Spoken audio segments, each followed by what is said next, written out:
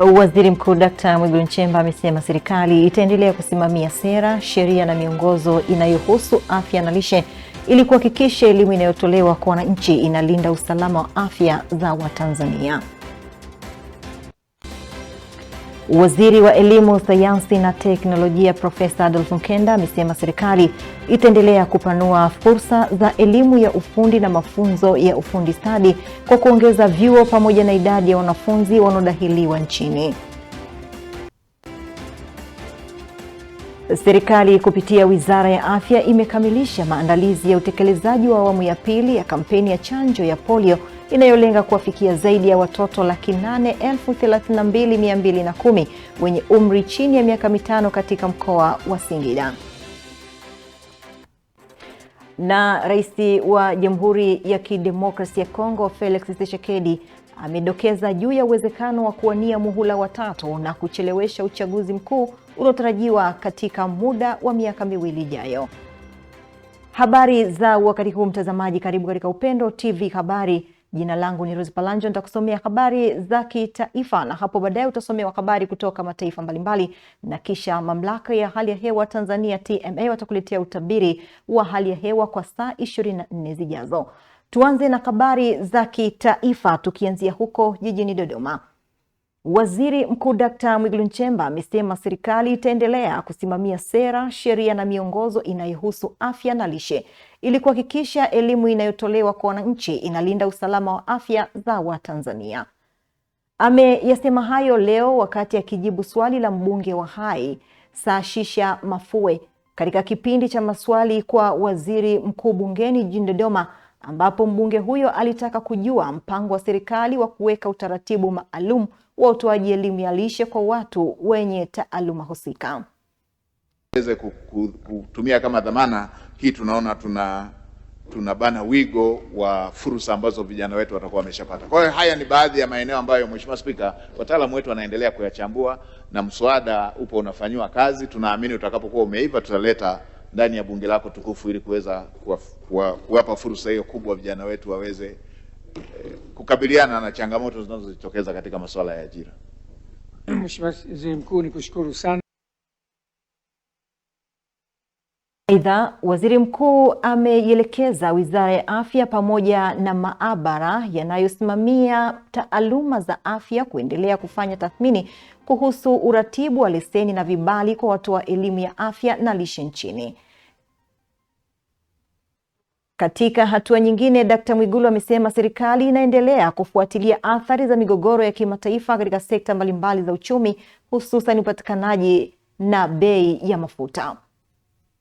Amesema hayo alipokuwa akijibu swali la mbunge wa viti maalum Janet Mahawanga aliyetaka kujua hatua zinazochukuliwa na serikali kukabiliana na athari za migogoro ya kimataifa zinazoathiri upatikanaji wa mafuta nchini.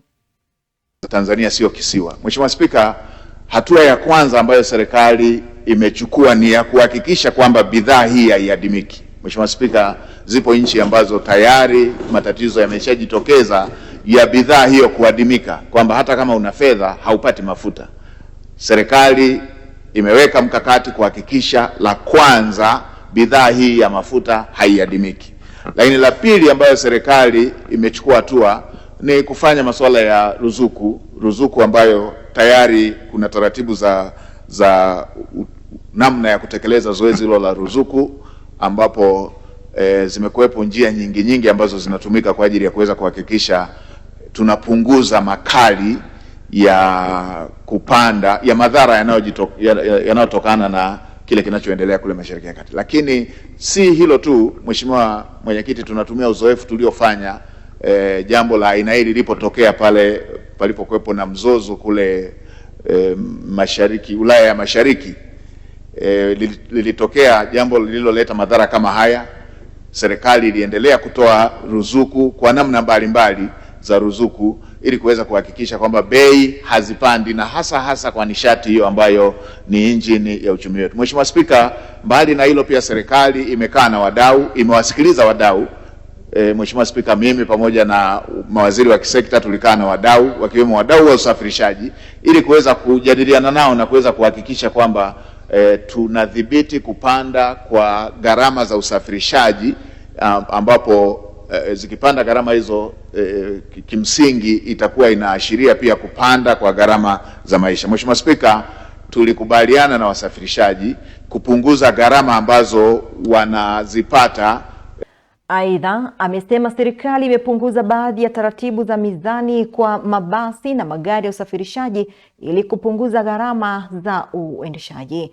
Waziri Mkuu amesema serikali itaendelea kufuatilia mwenendo wa uchumi wa dunia na kuchukua hatua stahiki kuhakikisha huduma muhimu zinapatikana kwa wakati na kwa gharama nafuu kwa wananchi. Tukisalia jijini Dodoma, Waziri wa Elimu, Sayansi na Teknolojia Profesa Adolf Mkenda amesema serikali itaendelea kupanua fursa za elimu ya ufundi na mafunzo ya ufundi stadi kwa kuongeza vyuo pamoja na idadi ya wanafunzi wanaodahiliwa nchini. Waziri Mkenda amesema hayo leo bungeni jijini Dodoma wakati akiwasilisha bajeti ya wizara hiyo kwa mwaka wa fedha 2026 na 27, ambapo amesema serikali imesajili jumla ya vyuo 263 vya elimu ya ufundi na mafunzo ya ufundi stadi. Ameeleza kuwa kati ya vyuo hivyo 45 ni vya elimu ya ufundi, 152 ni vyuo vya mafunzo ya ufundi stadi na 66 ni shule za sekondari za amali. Mheshimiwa Mwenyekiti, ushirikiano huo utawezesha wanafunzi wengi zaidi wa elimu ya ufundi na mafunzo ya ufundi stadi kufanya mazoezi kwa vitendo viwandani, kuimarisha ushirikiano baina ya sekta ya ajira na taasisi za elimu na kuwezesha vyuo kuandaa wataalamu kulingana na mahitaji na hivyo wahitimu kujiajiri au kuajiriwa kirahisi zaidi. Mheshimiwa Mwenyekiti, serikali itaendelea kuimarisha mafunzo kwa vitendo katika taasisi za elimu ya ufundi na mafunzo ya ufundi stadi kwa kutekeleza afua mbalimbali ikiwemo kununua vifaa na kufunga mitambo katika vituo vya umahiri vilivyopo katika Taasisi ya Teknolojia Dar es Salaam, Chuo cha Ufundi Arusha na Chuo cha Taifa cha Usafirishaji. Vilevile tanunua vifaa vya kufundishia na kujifunzia katika vyuo vya VETA 145, vyuo vya maendeleo ya wananchi 55 na vyuo 9 vya ufundi stadi na marekebisho. Vyuo vya ufundi stadi na marekebisho. Aidha, Profesa Mkenda amesema serikali inapanga kudahili jumla ya wanafunzi 374,000 katika elimu ya ufundi na mafunzo ya ufundi stadi, ambapo sehemu kubwa watajiunga na vyuo vya elimu ya ufundi na wengine katika vyuo vya mafunzo ya ufundi stadi. Mheshimiwa Mwenyekiti, katika kutekeleza sera ya elimu na mafunzo ya mwaka 2014 toleo la 2023, serikali imeendelea na maandalizi ya utekelezaji wa elimu ya lazima ya miaka 10, ambapo takriban wanafunzi 3,21,177 wanatarajiwa kujiunga na elimu ya sekondari kidato cha kwanza ifikapo 2028. Idadi hiyo inatokana na idadi ya wanafunzi waliopo darasa la 5 na la 6 kwa mwaka huu wa 2026 watakaomaliza elimu ya msingi mwaka 2027 na watakaojiunga na elimu ya sekondari mwaka 2028. Kwa msingi huo, serikali kupitia ofisi ya Waziri Mkuu TAMISEMI imeendelea na ujenzi wa miundombinu ya madarasa, maabara, karakana na ununuzi wa vifaa pamoja na kutoa ajira mpya za walimu ili kuwezesha mapokezi ya wanafunzi husika. Mheshimiwa Mwenyekiti, hatua ya utekelezaji wa elimu ya lazima ya miaka 10 ni ya kihistoria, kwani itaongeza kwa kiasi kikubwa upatikanaji wa elimu ya sekondari na kuandaa kizazi kipya chenye ujuzi na maarifa na kuendana na lengo namba 4 la maendeleo endelevu. Hapa Tanzania, umri wa kuanza darasa la kwanza ni miaka 6. Kwa hiyo mtoto alianza darasa la kwanza akiwa na miaka 6, anamaliza darasa la 7 akiwa na miaka 13 tu. Pia serikali kupitia Wizara ya Elimu, Sayansi na Teknolojia imesema kwa kutambua umuhimu wa kujenga na kuimarisha uwezo wa nchi katika masuala ya akili unde na teknolojia za mwelekeo huo, imeanzisha utaratibu wa kufadhili vijana wa Kitanzania kwenda kusomea mambo ya akili unde. Ufadhili unaojulikana kama Samia Scholarship Extended DS/AR+, ambapo unaendeshwa kwa uwazi na ushindani. Wizara hiyo imeliomba bunge kuidhinisha shilingi trilioni 2.394 kwa ajili ya matumizi ya wizara hiyo kwa mwaka wa fedha 2026 na 27. Maombi ya fedha.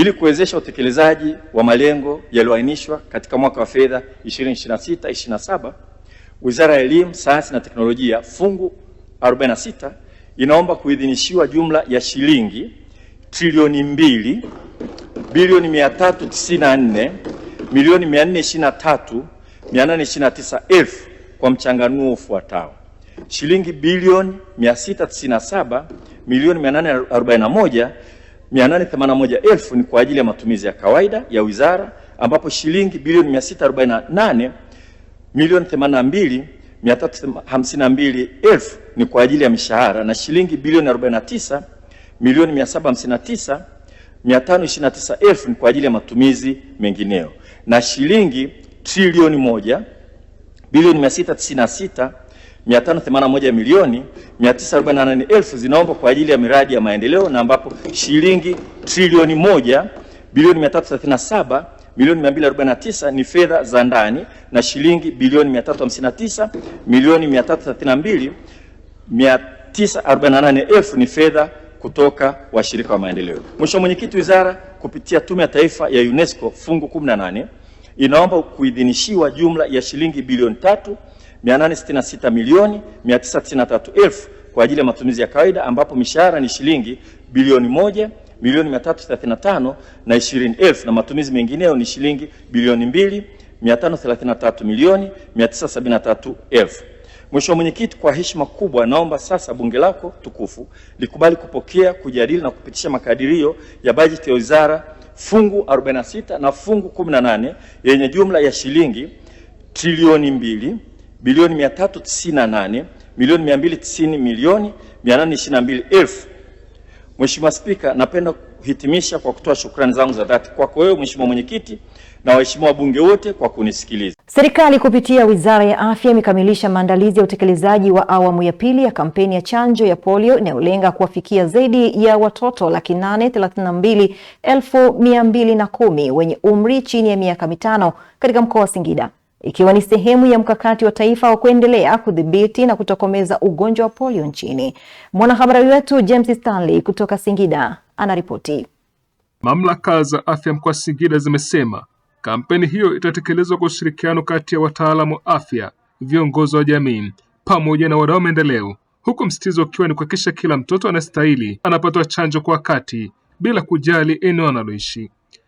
Akizungumza na waandishi habari mjini Singida, mganga mkuu wa mkoa wa Singida Victorina Ludovic amesema maandalizi yote muhimu yamekamilika, ikiwemo usambazaji wa chanjo, vifaa tiba na upangaji wa timu za wataalamu wa afya watakaosimamia zoezi hilo katika halmashauri zote za mkoa huo. Kwa upande wake, mkurugenzi wa kinga kutoka Wizara ya Afya Dr. Otalia Gwale amesema serikali inaendelea kuimarisha kampeni za chanjo nchini ili kuhakikisha watoto wote wanapata huduma za kinga kwa wakati, huku akisisitiza umuhimu wa ushiriki wa wazazi na walezi katika kufanikisha zoezi hilo. Chanjo hii tunaitoa kwa awamu ya pili baada ya chanjo ya awamu ya kwanza tulioitoa mwezi Machi kwa watoto chini ya miaka 10 kwa mikoa 7 ambayo iko kanda ya Ziwa. Nchi yetu ya Tanzania iliamua kutoa chanjo hii ya polio kwa watoto baada ya kuonekana katika uchafuzi wa mazingira ya kirusi cha aina ya polio, na hivyo basi kuleta tishio kwamba watoto wanaweza kupata uambukizo wa virusi hivyo na kwenda kupelekea kupata ulemavu tepetepe ambao ndio unaitwa polio. Mikoa hiyo kwa sasa hivi iko katika hatua hii ya utoaji ya chanjo kwa awamu ya pili, na wajibu wa wizara ni kuhakikisha kwamba kuangalia mikoa yote imefanya maandalizi yaliyo thabiti ya kuwa imepokea chanjo, imeshasambaza katika vituo vyote katika halmashauri zote, na kwa mkoa wa Singida tunapongeza ya kwamba tayari chanjo zote zimeshafika katika halmashauri zote, mafunzo yameshafanyika. Gwale amesema ushiriki wa jamii una nafasi kubwa katika kuzuia kusambaa kwa ugonjwa wa polio, akiwataka wazazi na walezi kuhakikisha watoto wote walio chini ya umri wa miaka 5 wanapata chanjo hiyo muhimu ya kinga. Chanjo itatolewa katika vituo vya kutolea huduma, lakini utatoa chanjo hii katika nyumba kwa nyumba, lakini vile vile katika makundi kwa maana ya outreaches, watoto watakusanya mahali na kuweza kupewa chanjo hiyo, lakini katika mashule yetu kwa watoto wote ambao chini ya miaka 10 watakwenda kupewa chanjo katika shule zote zilizopo hapa mkoa wa Singida, lakini katika mikoa yote hii 7 iliyoitaja ya kanda ya Ziwa. kwa upande wa sisi wakina mama, wakina baba, wazazi, walezi majumbani kwetu, tujihakikishe kwamba tunajitoa, tunawatoa watoto wetu waweze kupata chanjo hii. Chanjo hii inatolewa bure kama ambavyo mpango wa chanjo umeelekeza, lakini vile vile mtoto aliyepata chanjo kwa kipindi cha awamu ya kwanza ni lazima apate chanjo hii katika awamu ya pili ili apate kinga kamili. Endapo atakosa kupata chanjo hii katika awamu ya pili, maana yake atakuwa hajapata kinga iliyostahili. Hivyo basi atakuwa katika athari ya kuweza kupata uambukizo na hivyo kupelekea kupata ugonjwa huu endapo atakutana na kirusi hicho katika mazingira, kwa sababu kirusi hicho bado katika hali ya mazingira bado kipo, na hivyo ni vyema watoto umri chini ya miaka hiyo wakapata kinga hiyo, kwa kuwa watoto wetu katika mikoa hiyo iliyotaja kinga hiyo ya chanjo ilikuwa haitolewi katika kipindi cha muda mrefu hapo nyuma. Naye mratibu wa chanjo mkoa wa Singida Habibu Said Mori amesema timu za wahudumu wa afya zitafika katika maeneo mbalimbali yakiwemo vijijini na maeneo ya pembezoni ili kuhakikisha kuna mtoto anayekosa huduma hiyo wakati wa kampeni hiyo. Za pia mabango, lakini pia vipeperushi kuongeza elimu kwa wananchi.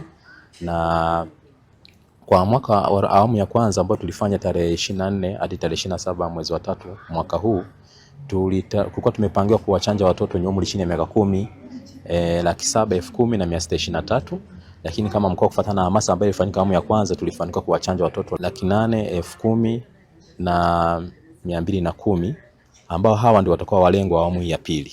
Walengwa wa chanjo hii ni watoto wenye umri chini ya miaka 10 ambao wengi wao wako kwenye shule za msingi.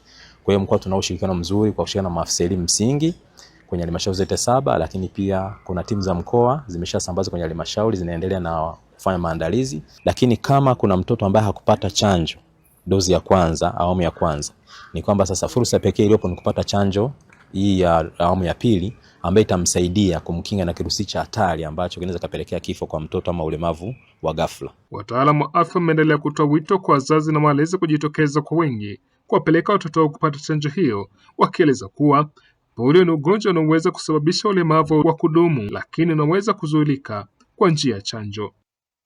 Kutoka mkoani Singida, mimi ni James Stanley wa Upendo TV.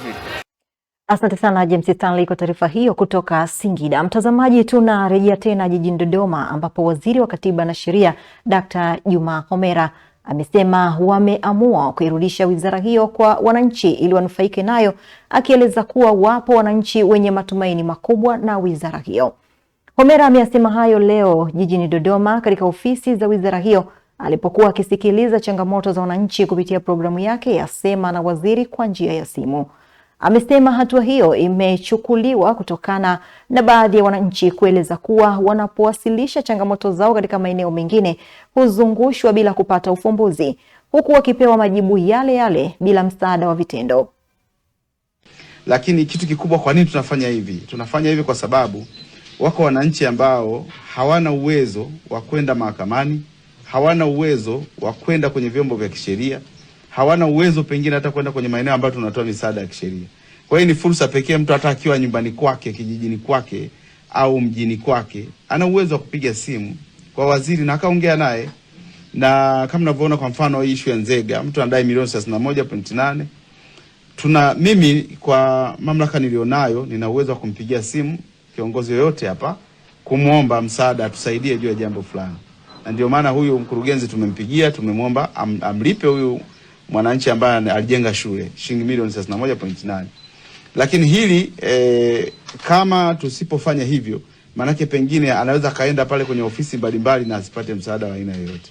Kwa hiyo tunatamani kwamba wananchi ambao yani kuna kero zingine zimeshindikana kabisa, yani zina changamoto kubwa, lakini ukipiga simu hapa manake sisi tunapata ufafanuzi. Na hata haya yote leo tumepokea zaidi ya simu 30 ambazo na bado zingine ziko hapa, maana tumeweka pause, yani tumepumzisha kidogo, maana tukifungulia zinaendelea kuingia.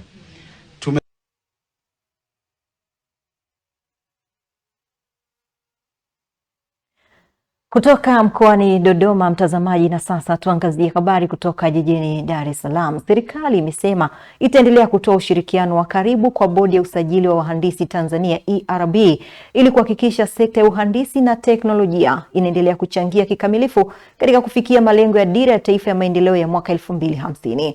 Hayo yamesemwa jijini Dar es Salaam na mkuu wa wilaya ya Ubungo Albert Msando aliyemwakilisha waziri wa ujenzi Abdalla Ulega katika mkutano mkuu wa mwaka wa 8 wa mafundi sanifu Tanzania wa mwaka 2026, ambapo amesema serikali inatambua mchango mkubwa wa mafundi sanifu na wataalamu wa uhandisi katika utekelezaji wa miradi mbalimbali ya maendeleo nchini, ikiwamo ujenzi wa miundombinu ya barabara, madaraja, majengo, reli na miundombinu mingine muhimu.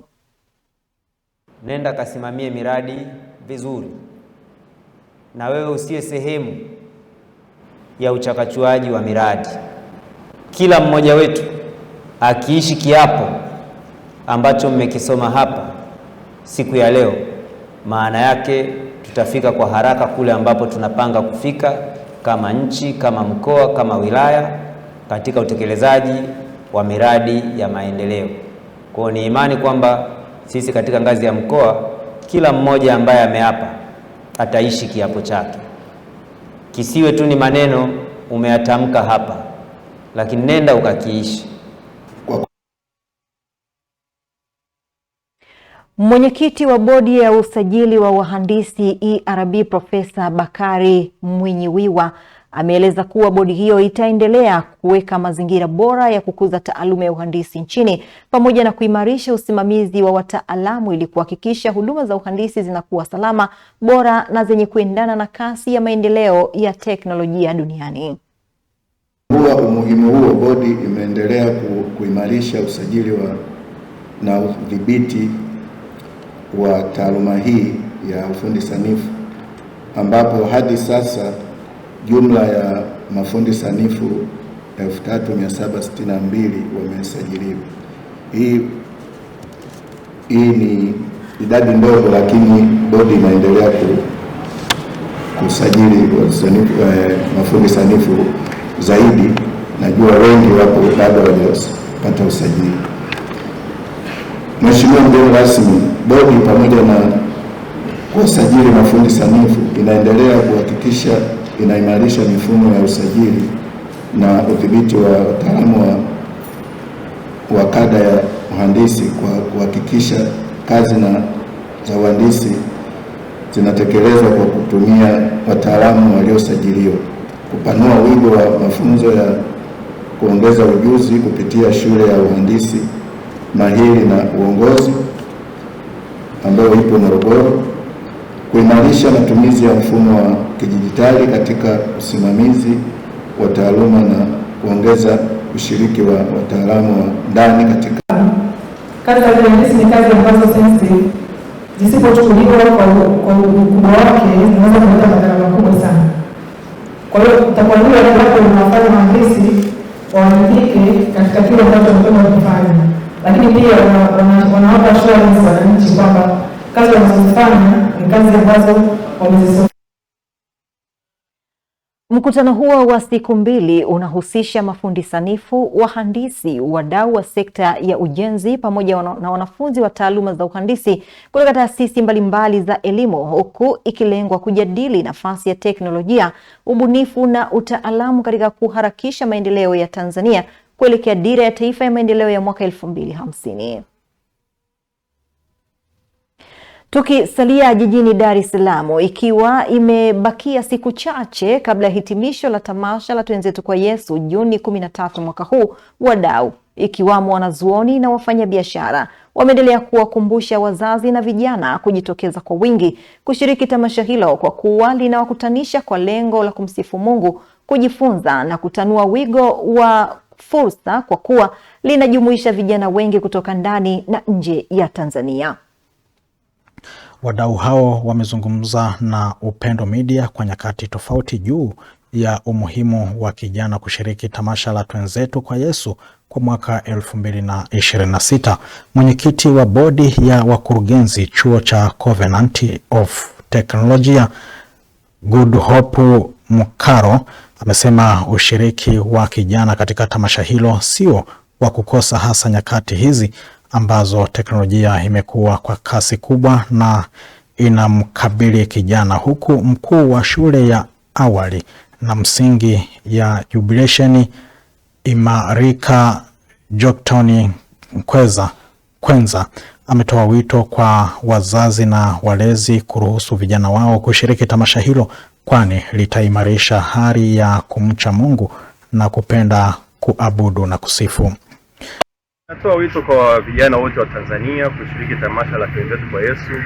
Kule mambo mengi mazuri yanafundishwa. Kwanza kumbuka, ukiwa na elimu tu nzuri lakini ukikosa character inakufanya quality yako isiwe bora. Kuunganisha na tamasha la Twenzetu kwa Yesu ndilo ambalo linaweza kukupa mwongozo wa namna ambavyo watu wanaenda kumuona Mungu katika maombi. Hili linaweza likawa ni tukio, ninaloweza kusema ni tukio kubwa, lakini pia ni mtoko kwa vijana, na hususani ili tamasha litaenda kufanyika kipindi cha likizo ndefu ya mwezi wa 6. Nao baadhi ya vijana kutoka maeneo mbalimbali ya jiji la Dar es Salaam, akiwemo mkurugenzi wa Imajuto Auto Service Emmanuel To, amesema yeye sio mara ya kwanza kushiriki na huwa anashiriki pamoja na vijana wa ofisi yake, hivyo anatoa wito kwa vijana kujitokeza kwa wingi, huku wengine wakisisitiza uwepo wa tamasha hilo ni mtoko wa kipekee ambao wacha Mungu wanakutana na kukumbuka utukufu wa Mungu. Nawakaribisha sana watu wote katika tamasha kubwa ambalo litalofanyika Juni 16 ambalo litafanyika Tanganyika Packers. Ninawakaribisha wote, vijana wote ninawakaribisha muwepo katika tamasha hilo, kwa maana tamasha hilo linakuwa ni tamasha la baraka sana katika maisha yetu. Hata Biblia inasema kwamba tumikie Mungu katika umri wa ujana. Kwa hiyo Mungu anatupokea zaidi tukiwa katika umri wa ujana, atuonyesha kwamba tuna mapenzi naye na tunamtumikia, tunafanya yanayompendeza yeye. Ushauri wangu kama kijana, usikose, kwa sababu ni fursa. Wengi wanatamani pengine wakupata nafasi, kwa hiyo kama kijana unapata fursa, unapata wasaa, jumuika, sio mbaya ukashare mawazo tofauti na vijana wenzio. Maana tamasha hili linakutanisha watu wengi, kijana kama tulivyo nguvu ya taifa. Ukishiriki utatoka patupu. Kuna viongozi wa dini, kuna wajasiriamali, masomo mbalimbali, pia kuna kuburudika, kwaya mbalimbali kiwemo Neema Gospel, Malkia wa muziki, Mama Rose Muhando pia atakuwepo. Kwa kijana usipange kukosa. Mtazamaji, usisahau kumkumbusha na mwenzako juu ya ushiriki wa tamasha la Twenzetu kwa Yesu Juni 13 mwaka huu katika viwanja vya Tanganyika Packers Kawe jijini Dar es Salaam. Wahi tiketi yako kwenye kanisa lolote la KKKT lililopo karibu nawe. Kwa wakazi wa Dar es Salaam, mtoko ni fulana na jeans. Tukisalia jijini Dar es Salaam, chama cha NCCR Mageuzi kimeridhishwa na uteuzi wa katibu mkuu wa chama hicho Evelyn Munisi kuwa mbunge na naibu waziri, huku akiwataka wananchi kupuuzia maneno ya baadhi ya viongozi yenye lengo la kudhalilisha na kutweza utu wake kwa tamaa zao binafsi. Hayo yamesemwa leo na mkuu wa idara ya katiba na sheria NCCR Mageuzi Faustin Sungura mbele ya waandishi wa habari ofisini kwao jijini Dar es Salaam, ambapo Sungura amesisitiza kuwa ni wakati wa kutambua kukua kwa demokrasia. Aidha, ametoa wito kwa wanachama kutoa wapuuza uteuzi huo, sanjari na wale ambao wanatumia mitandao ya kijamii kuponda na kudai kufukuzwa wanachama kuacha jambo hilo kwa kuwa bado ni mwanachama. Ikumbukwe kuwa uteuzi wake ulitangazwa rasmi Mei 2 mwaka huu, ambapo katibu mkuu wa NCCR Mageuzi Evelyn Munisi kuwa naibu waziri ofisi ya waziri mkuu kazi, ajira na mahusiano, akichukua nafasi ya Rahma Riyadhi Kisuo ambaye uteuzi wake umetenguliwa. Mtazamaji, ikiwa hizo ni habari za kitaifa, na sasa tupate mapumziko mafupi, tukirejea ni habari za kimataifa.